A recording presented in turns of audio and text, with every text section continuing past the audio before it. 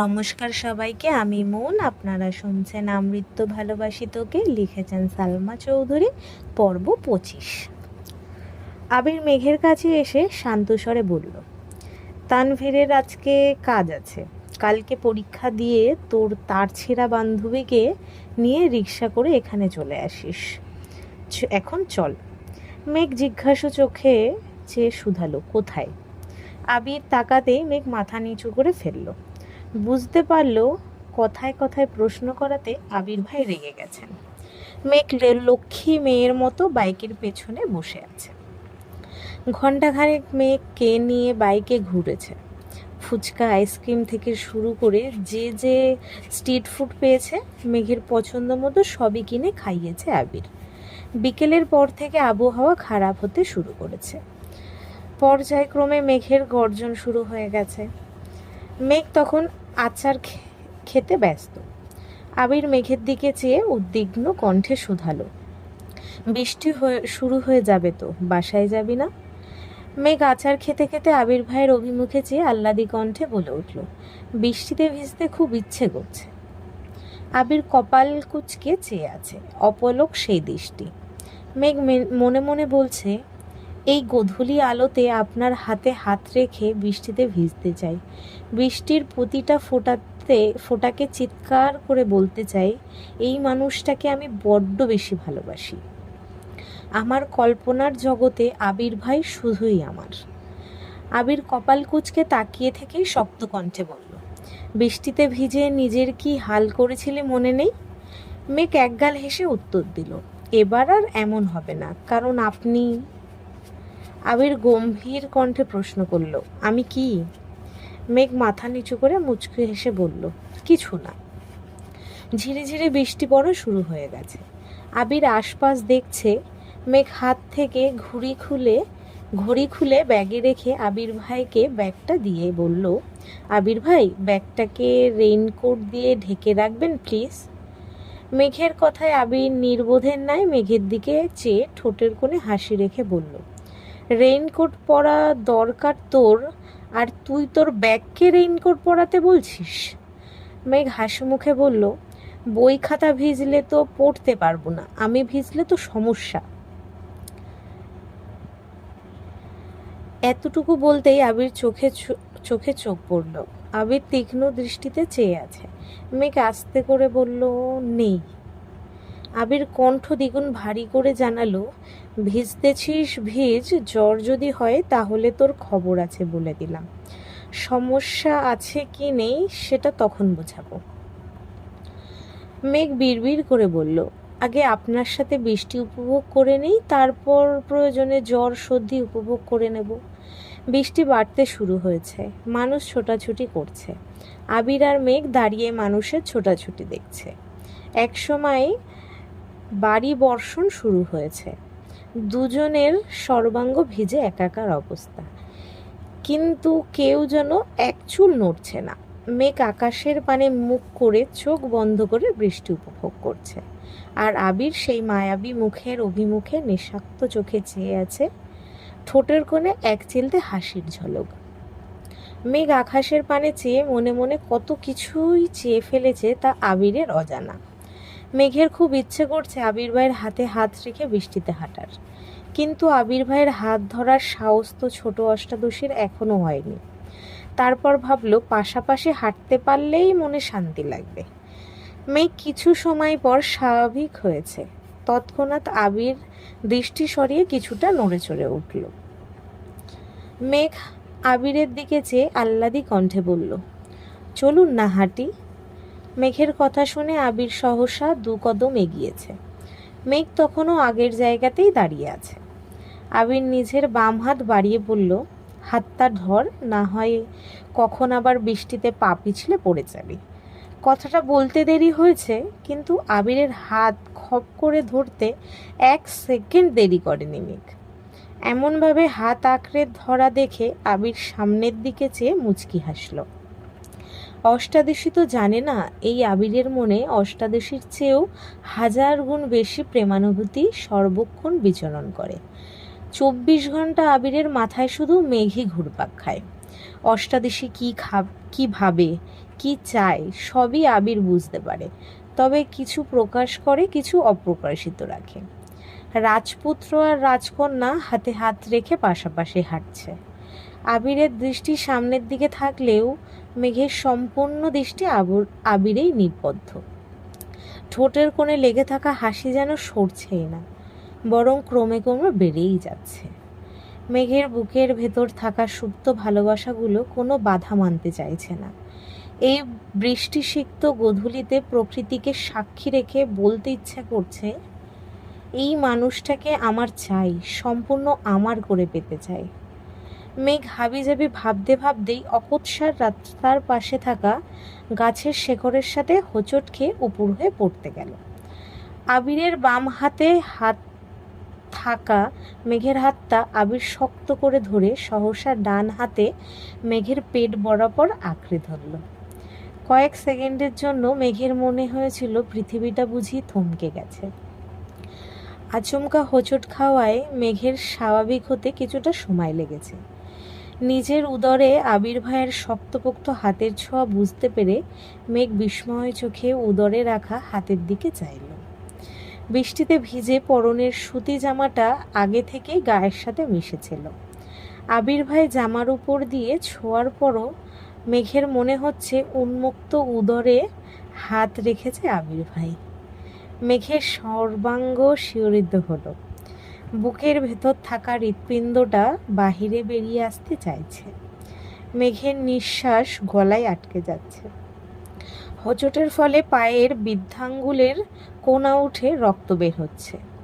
স্নায়ুতন্ত্রের ক্রমাগত সিগন্যাল দেওয়ার ফলে মেঘ বুঝতে পেরে উফ করে উঠল।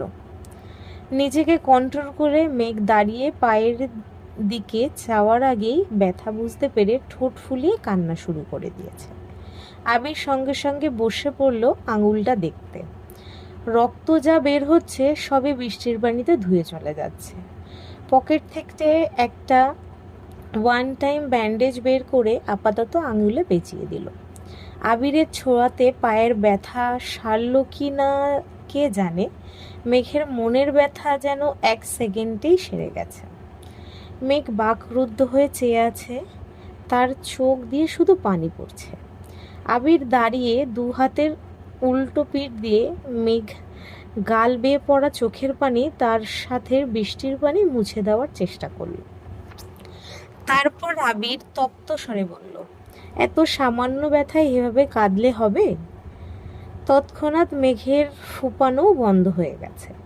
মেঘ কিছু বলার আগেই আবির আচমকা মেঘকে কোলে তুলে নিল। মেঘের চোখ কোটর ছেড়ে বেরিয়ে আসতে চাইছে। নিজেকে সামলাতে সহসা এক হাতে আবিরের শার্টের বোতাম সহ কিছুটা অংশ চেপে চোখ বন্ধ করে ফেলেছে। রাস্তার দুপাশে বড় বড় গাছ, বৃষ্টিতে ভেজা পিচ ঢালা রাস্তায় মেঘকে কোলে নিয়ে আবির হাঁটছে।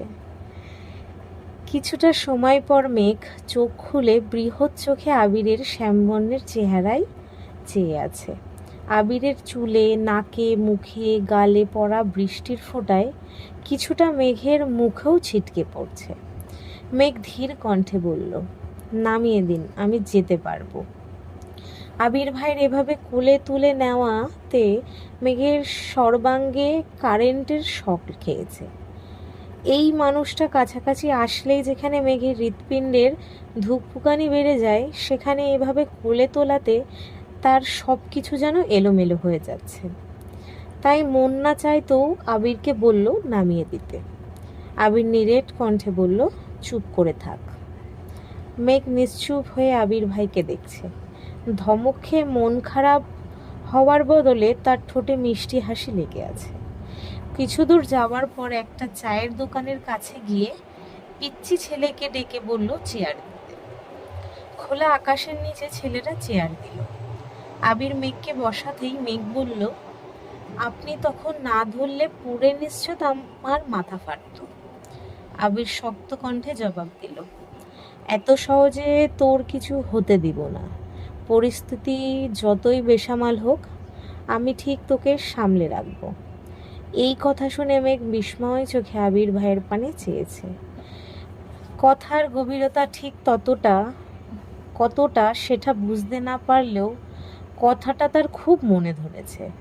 বৃষ্টি কিছুটা কমে এসেছে। আবির শান্ত কণ্ঠে বলল, চা খাবি? মেঘ ঘাড় কাত করে সম্মতি দিল। বেশি করে আদা কুচি দিয়ে 2 কাপ লিকার চা নিয়ে আসছে। 1 কাপ মেঘকে দিয়ে আবির কিছুটা দূরে দাঁড়িয়ে চা খাচ্ছে। মেঘ চা খাওয়ায় মনোযোগ দিল। বৃষ্টিতে বসে এভাবে চা খাওয়া এটাই জীবনের প্রথমবার। বৃষ্টির ছোট ছোট ফোঁটা চায়ে পড়ছে আর মেঘ আপন মনে চা খাচ্ছে। হঠাৎ মেঘের অভিমুখে আবির কেমন করে চাইল। আবির মিহি কণ্ঠে ডাকল, মেঘ। আচমকা আবির ভাইয়ের সুমধুর কণ্ঠে নিজের নাম শুনে মেঘ বরফের নয় জমে গেল। আবিরের তপ্ত দৃষ্টি মেঘের হৃৎপিণ্ডে ক্রমাগত ছুরি চালাচ্ছে। এই বুঝি ছোট অষ্টাদশীর প্রাণটা দেহ ছেড়ে বেরিয়ে যাবে। মেঘ কাঁপা কাঁপা কণ্ঠে জবাব দিল, জি। আবির তখনও শীতল চাউনিতে মেঘের মুখের দিকে তাকিয়ে থাকে। কয়েক সেকেন্ড পর প্রগাঢ় কণ্ঠে শুধালো, যদি কখনো এমন হয় তোর জীবনের সবথেকে প্রিয় 2টো জিনিস থেকে যে কোনো একটাকে বেছে নিতে বলা হয়, তখন তুই কি করবি? আবির ভাইয়ের বলা এত কঠিন কথার মানে মেঘ বুঝতে পারছে না। কপাল গুটিয়ে আবির ভাইয়ের দিকে চেয়ে কথাটা বোঝার চেষ্টা করছে। আবির কণ্ঠ খাদে নামিয়ে পুনরায় প্রশ্ন করল, পারবি তো একটাকে বেছে নিতে? মেঘ নির্লিপ্ত চোখে তাকিয়ে আছে। মেঘের মাথায় হাজারটা চিন্তা ঘুরপাক খাচ্ছে। আবির ভাই তাকে এমন করে কেন জিজ্ঞেস করছে? উনি কোথাও গেল তো আমার পছন্দের সব জিনিস না চাইতেই নিয়ে নেন, বেছে নিতে দেন না। তাহলে কি এমন জিনিস যা একটাই বেছে নিতে হবে? মেঘের নিরুত্তর পরিস্থিতি দেখে আবির মনে মনে বলল, যেদিন তুই 2টা প্রিয় জিনিস থেকে একটা বেছে নিতে পারবি, মন শক্ত করে বলতে পারবি এটাই আমার লাগবে, সেদিন তোকে এই প্রশ্নটা দ্বিতীয়বার করব। আবির গলা খাকানি দিয়ে বলল, বাদ দে এসব। আরেক কাপ চা দিতে বলছি, তুই চা খা, আমি বাইকটা নিয়ে আসি। আবির আশপাশ দেখে চায়ের টাকা দিয়ে আর 1 কাপ চা দিতে বলে বাইক আনতে চলে গেছে। ডাক্তার দেখিয়ে ওষুধ নিয়ে মেঘকে বাসার সামনে নামিয়ে দিল। বরাবরের মতো মেঘ আজও প্রশ্ন করল, বাসায় আসবেন না? আবির মৃদু হেসে উত্তর দিল, আসবো একটু পর, তুই সাবধানে রুমে যাস। আঙুলের চাপ যেন না পড়ে। মেঘ ধীর পায়ে হেঁটে বাড়িতে ঢুকে গেল। আবির চলে গেল অজানা গন্তব্যে। আজ মেঘ ইচ্ছে করেই একটু সাজুগুজু করেছে। চোখে গাঢ় করে কাজল দিল, হালকা গোলাপি রঙের রঞ্জক লাগিয়েছে ঠোঁটে। আবির ভাইয়ের পছন্দের রং অনুসরণ করে একটা সাদা রঙের ড্রেস পরেছে, সাথে সুন্দর হিজাবও পরে নিয়েছে। হঠাৎ আবির ভাই কোচিংয়ের সামনে চলে আসে, বিধায় সে সাদামাটায় ঘোরে। তবে আজ আবির ভাইয়ের সাথে ঘুরবে এটা সে আগে থেকেই জানে, তাই সেজেছে। পরীক্ষা শুরুর আগেই বন্যাকে বলেছে তানভীর ভাইয়ার ট্রিটের কথা, তবে বন্যা কোনোভাবেই রাজি হচ্ছিল না। মেঘ জোর করে রাজি করিয়েছে। যথারীতি পরীক্ষা শেষে 2 বান্ধবী রিক্সা করে নির্দিষ্ট জায়গাতে চলে এসেছে। আবির আর তানভীর আগে থেকেই দাঁড়িয়েছিল। মেঘ দূর থেকে আবিরকে দেখেই একগাল হাসল। কাজল কালো সেই ডাগর ডাগর আঁখি আর অকৃত্রিম মায়াবী হাসি দেখে আবিরের মন উতলা হয়ে উঠেছে। অন্তঃস্থলে শিহরণ যাচ্ছে, বক্ষ স্পন্দন জোরালো হচ্ছে। আবির ঢুক গেলে স্বাভাবিক হওয়ার চেষ্টা করছে, কিন্তু তার দৃষ্টি যেন সরছেই না। আবিরের অশান্ত মনকে শান্ত করার সকল ক্ষমতা বিলীন হয়ে গেছে। আবির মনে মনে বিড়বিড় করে বলছে, আমায় ধ্বংস করতে কেন উঠে পড়ে লেগেছিস? মেঘরা নামতেই তানভীর রিক্সা ভাড়া দিয়ে নিল। শান্ত কণ্ঠে শুধালো, আসতে সমস্যা হয়নি তো কোনো? দুজনেই মাথা নেড়ে না করল। তানভীর বন্যার দিকে চেয়ে ছোট করে বলল, কংগ্রাচুলেশন। বন্যা হেসে উত্তর দিল, থ্যাংক ইউ। তানভীর আবিরকে ডাকল, ভাইয়া চলো। তানভীরের ডাকে আবির স্বাভাবিক হলো। দীর্ঘশ্বাস ছেড়ে বলল, চল। কাছেই একটা রেস্টুরেন্টে গেছে খেতে।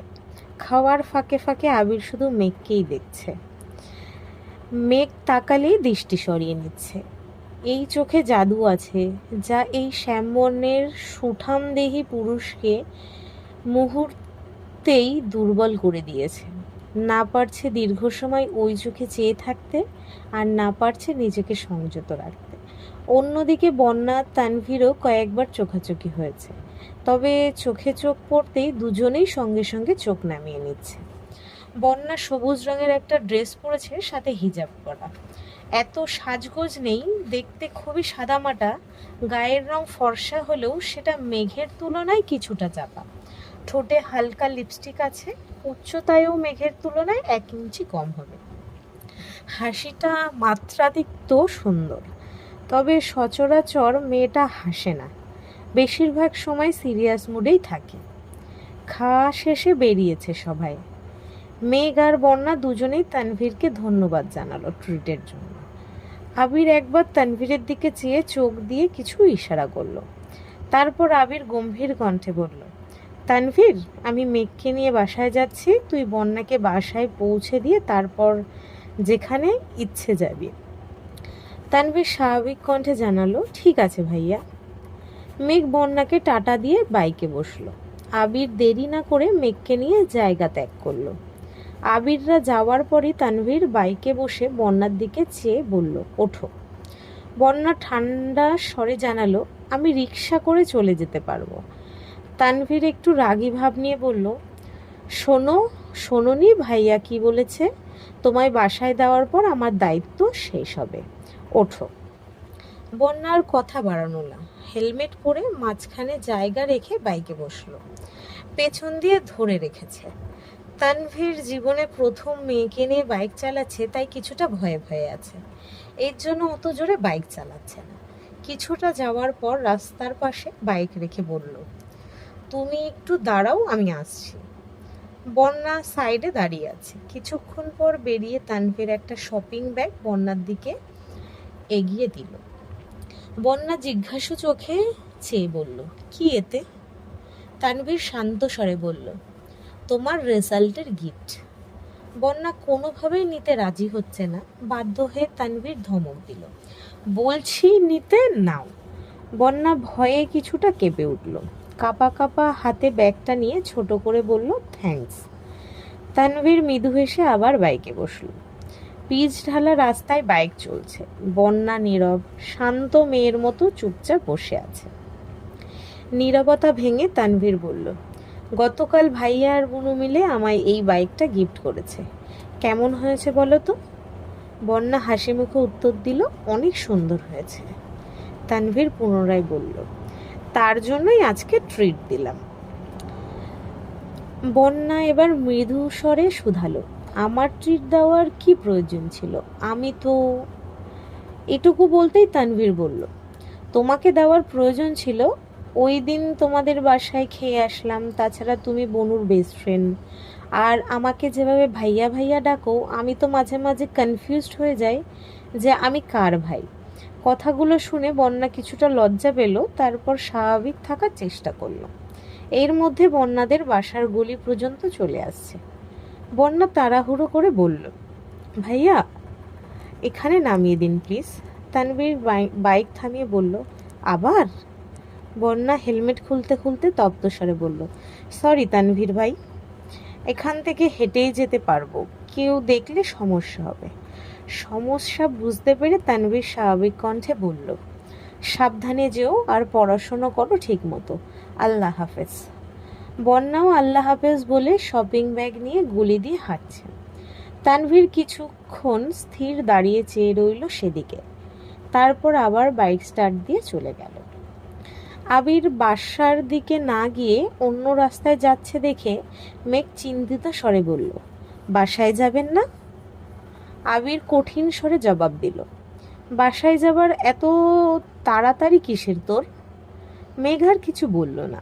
আবির ভাইয়ের কাছাকাছি তো সেও থাকতে চায়, কিন্তু তানভীরের সামনে আবির বলেছে বাসায় চলে যাবে, এর জন্যই মেঘ জিজ্ঞাসা করেছিল।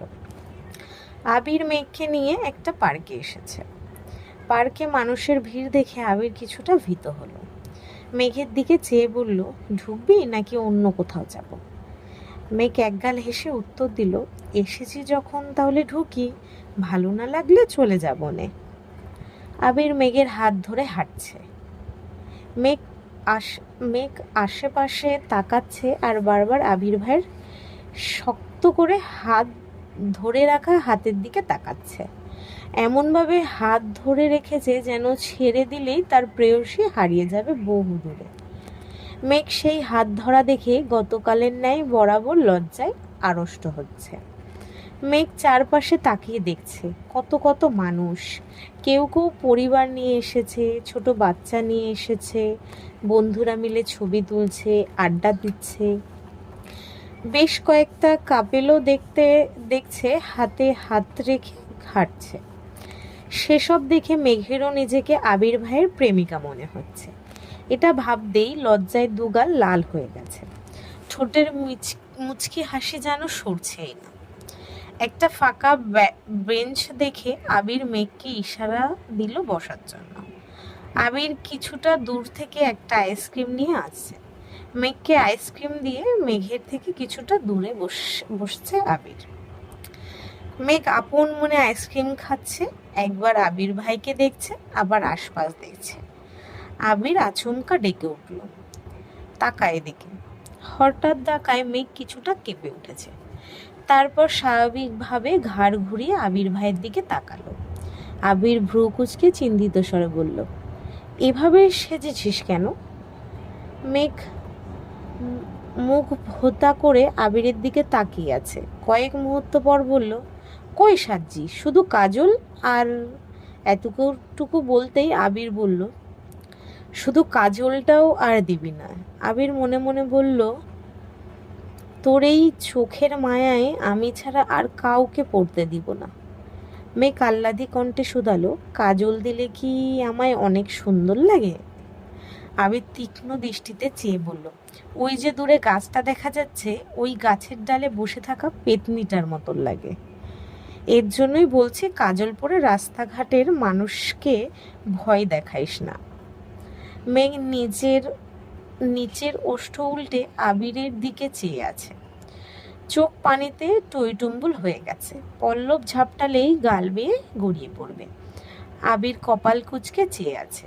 বিরক্তি নিয়ে বলল, তোর সমস্যা কি মেঘ? কিছু বলার আগেই কান্না করে দেশ কেন? 1 মিনিট কাঁদলে 1 ঘন্টা মাথা ব্যথায় ভুগিস, সেটা মাথায় থাকে না? মেঘ অবাক চোখে তাকিয়ে ভেজা কণ্ঠে প্রশ্ন করল, আপনি কিভাবে জানেন আমার মাথা ব্যথা হয়? আবির ঢুক গিলে কণ্ঠ দ্বিগুণ ভারী করে বলল, এটা জানা এমন কোনো কঠিন বিষয় না। দূরে ছিলাম মানে এই না যে সব ছেড়ে গেছিলাম। চল বাসায় যাই। আজকের পর্ব এই অবধি। যদি সবার ভালো লাগে লাইক কমেন্ট শেয়ার করো। আর যদি ইউটিউব থেকে শুনছো তো সবাই সাবস্ক্রাইব করে দিও। যদি ফেসবুক থেকে শুনছো তো পেজটাকে ফলো করে দিও। আর আরও ভিডিও পেতে সবাই একটু ফলো রেখো। আজ আসছি, ধন্যবাদ সবাইকে।